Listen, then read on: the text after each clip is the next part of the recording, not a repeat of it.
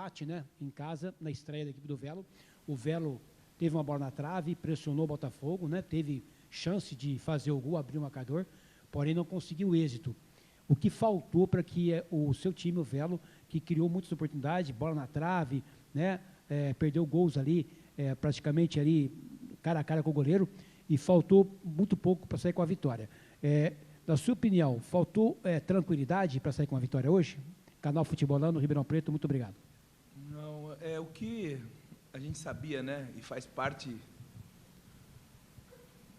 da nossa vida no futebol, essa ansiedade do primeiro jogo. Acho que a gente, nos primeiros 20, 30 minutos, a gente sentiu a estreia.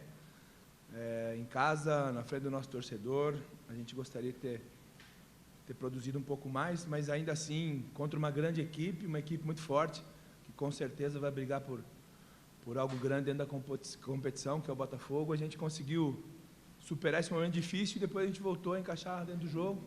Acho que a partir dos 25, 30 minutos do primeiro tempo, a gente conseguiu equilibrar o jogo, fazer um jogo mais parelho, a gente conseguiu se equilibrar emocionalmente para um segundo tempo muito bom. Eu acho que pelo segundo tempo, a gente mereceria talvez um melhor resultado, mas futebol não é merecimento, é competência. A gente não foi competente para fazer esse gol, mas eu fico satisfeito com o desempenho, com a luta, com a entrega dessa equipe que vai fazer isso até o final do campeonato. Pintado, eu sou Reginaldo Decares, da Rádio 79 de Ribeirão Preto e também da TV Tati, TH+. Queria que você falasse um pouquinho desse primeiro jogo do Velo no Campeonato Paulista contra o Botafogo. Público aí de mais de 3 mil torcedores presentes, torcedores do Velo incentivando, torcedores do Botafogo também presentes. Falasse um pouquinho, então, de tudo isso e desse campeonato, 8 jogos apenas para 8 equipes se classificarem. Bom, quanto às duas torcidas,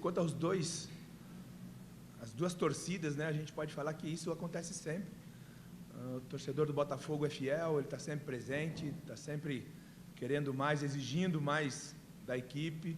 E quem trabalha no Botafogo tem que saber disso, que trabalha numa grande equipe, que tem um torcedor que exige um resultado melhor, e por isso esses profissionais têm que realmente se entregar como estão fazendo. E nós do Velo, a gente está muito consciente, né? Não é a primeira vez que a gente vê o torcedor empurrando, ajudando, apoiando.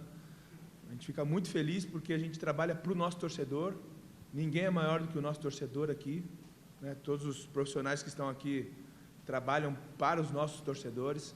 Então, a gente vai continuar trabalhando, lutando, com os pés no chão, sabendo que é um campeonato, um torneio, né, de 8 jogos. Isso é muito ruim para nós do interior. Acho muito ruim para o desenvolvimento do produto futebol, um tipo de torneio como esse, né? Infelizmente a CBF apertou, né, as federações para que seja assim. Mas a gente vai continuar lutando. O Velo Clube, mais uma vez, com os pés no chão, a gente vai seguir lutando muito, entregando tudo para que o nosso torcedor esteja feliz e a gente busque o nosso objetivo. Pintado, Thaís, TV Claré. No final do jogo, o Velo ficou com um jogador a mais e eu queria saber se fica a sensação de que poderia ter vencido esse jogo ou se o empate foi justo diante do que as duas equipes apresentaram. Eu não vou nem falar de números, né, porque números são exatos, matemática é exata, né, os nossos números são melhores do que o do Botafogo, mas não são os números que definem uma partida. A gente entende, serve para avaliar de uma maneira fria, mas eu não me apego muito aos números, né? A competência de fazer o gol. Não é porque você fica com um homem a mais que você consegue o resultado, principalmente enfrentando uma grande equipe, mais uma vez. Mas nós tivemos oportunidades, né? Eu ficaria mais preocupado se a gente não tivesse chance de gol. Acho que a gente teve, sim, 3 ou 4 oportunidades muito claras e que a gente precisa continuar trabalhando, né? Nem tudo está certo quando a gente ganha e nem tudo está errado quando a gente não consegue a vitória. Vamos seguir lutando, trabalhando, com os pés no chão aí, com humildade para buscar algo maior na competição. Pintado, o Joel aqui do Grupo JC. A minha pergunta é relacionada a um jogador, né?